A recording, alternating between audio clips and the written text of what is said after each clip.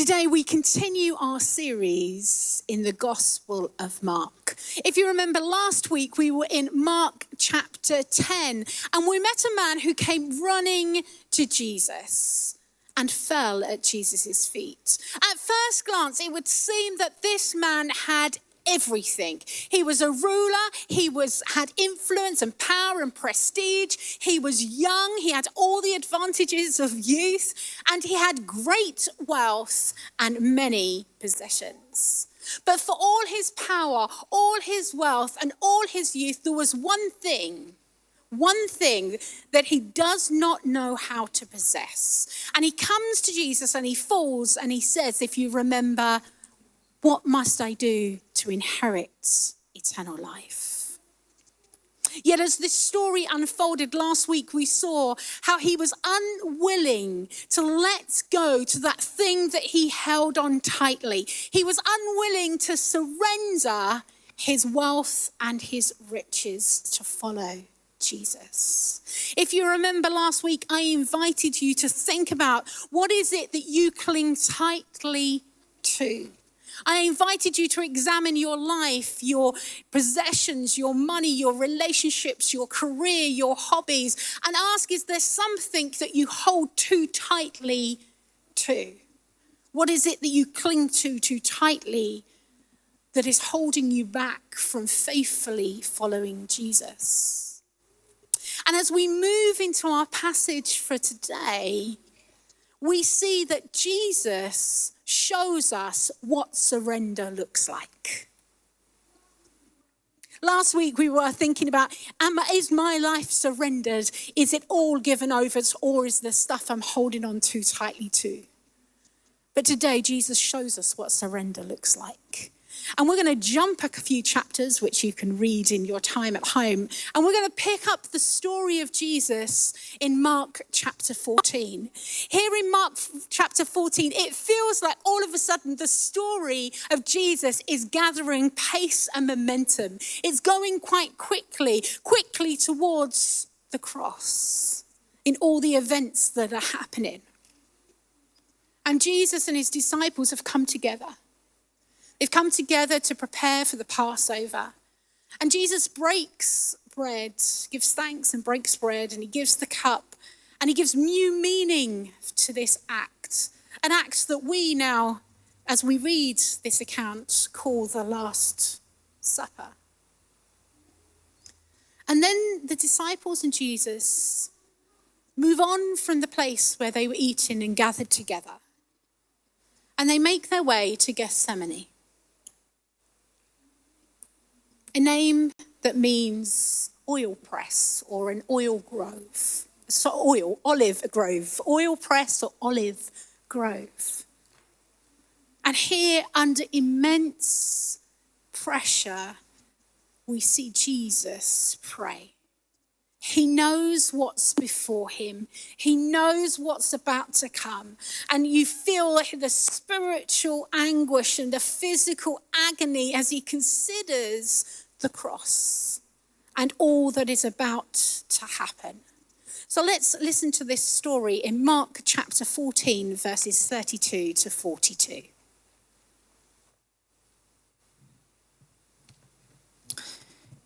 They went to a place called Gethsemane, and Jesus said to his disciples, "Sit here while I pray." He took Peter, James, and John along with him, and he began to be deeply distressed and troubled. "My soul is overwhelmed with sorrow to the point of death," he said to them.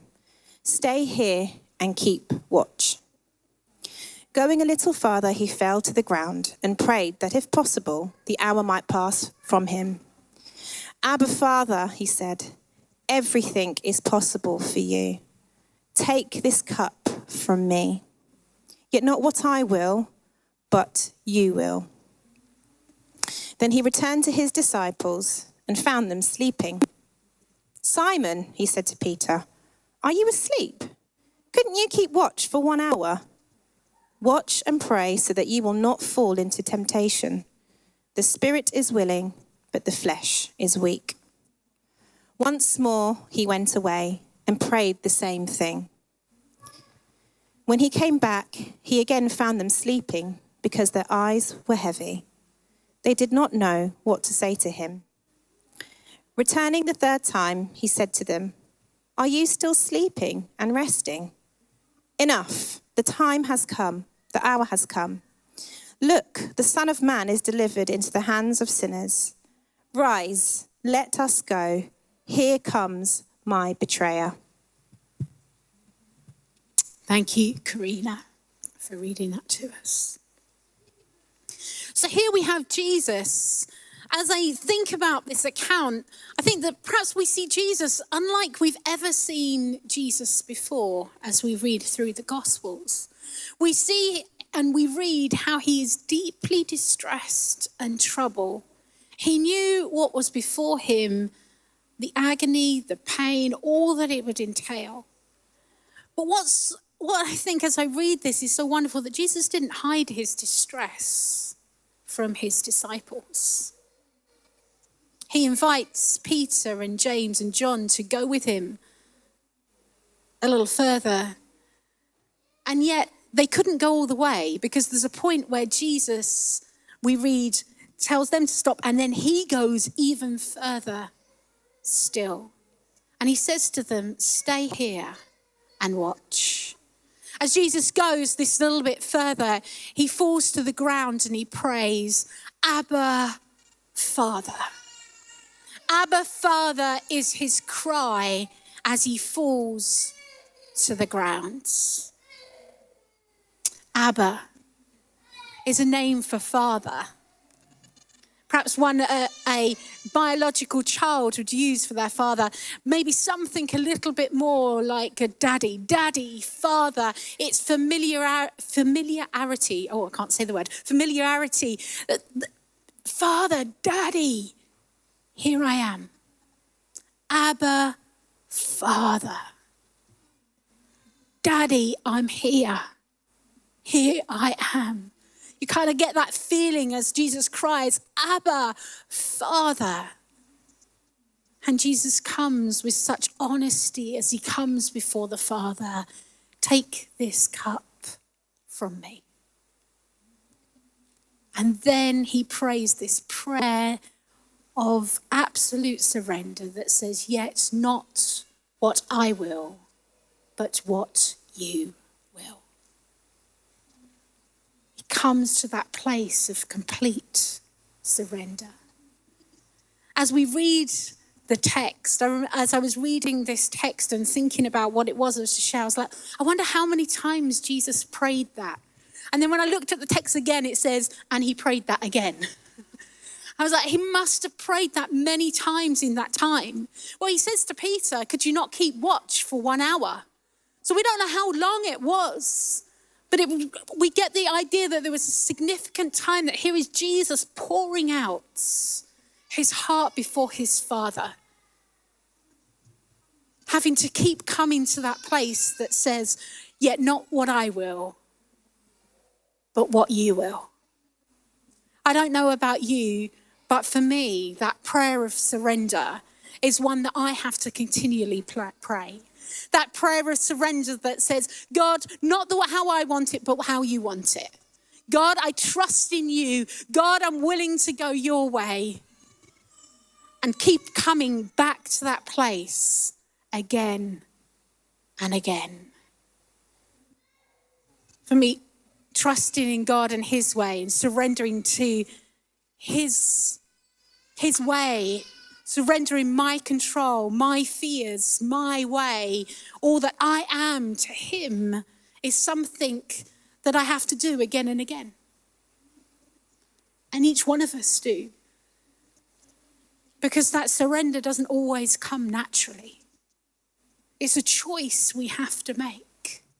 A choice to surrender, a choice to trust in God, our Father.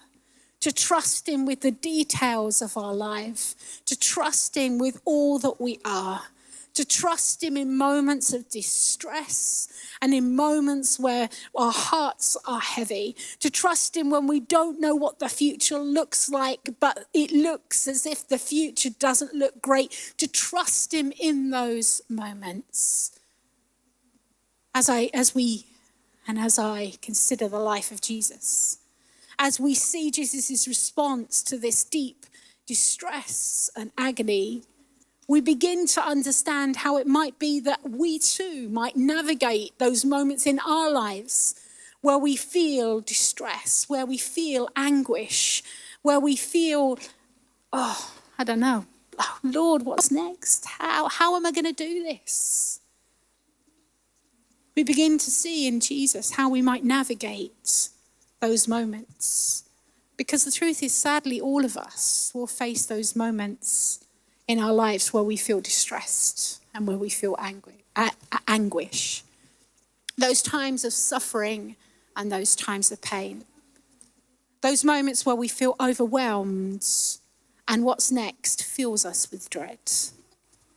And in those times of distress, I think we can look at the life of Jesus and look at his example here, and we can learn something. I feel that as we look at this, I've got 5 things, I'm sure there's more. I think there's 5 things that I note that I say, in times of distress, may we invite trusted friends to journey with us. Because Jesus invited his disciples. Okay, they slept and they didn't do what they were meant to do, but he invited them along. They were there, a comfort to him. They were there with him. He invited trusted friends to journey with him, even in his anguish and distress. Second thing that we see that we might learn from is that Jesus takes time to be alone with God. He comes to God and calls him Abba, Father. Our Father. Jesus teaches us to pray that, our Father in heaven. Trusting in God, our Father, to lead us.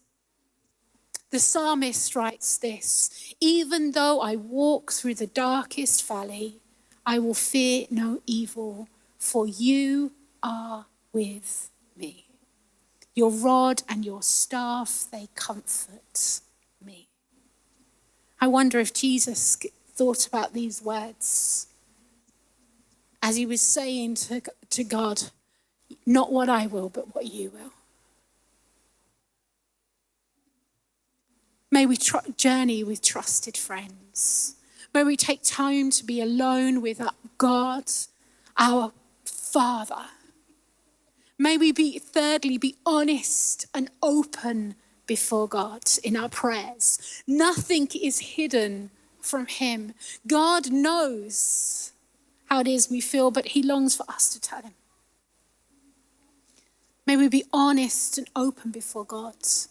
We see Jesus giving us this example here as he says, hey, Lord, may this cup, I want to think it properly, take this cup from me. He prays, he's honest before God. In the Psalms we read in Psalm 62 verse 8, trust in him at all times, you people. Pour out your hearts to him, for God is our refuge. Fourthly, may we surrender ourselves to God. May we trust him in everything and with everything. Like Jesus taught us to pray, your kingdom come, Lord, your will be done on earth as it is in heaven. And fifthly, may we be those who keep coming to him. We notice here that Jesus doesn't just go a little bit further and pray once, but he comes back and then he prays again and then he prays again. He keeps coming to his Father.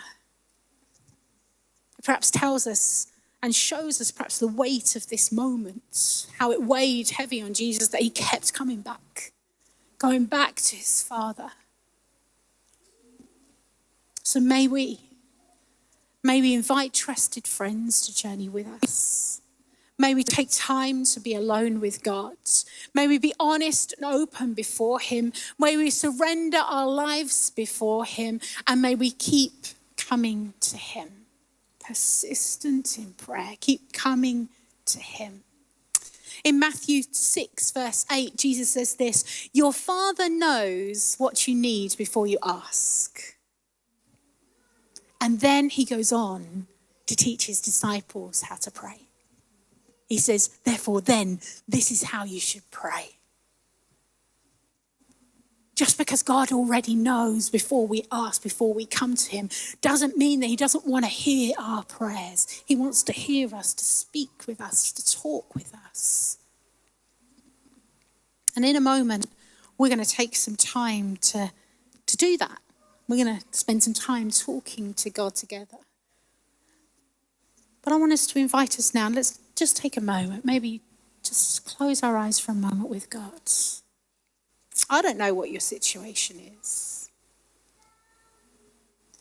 I don't know if there is a time of deep distress within you.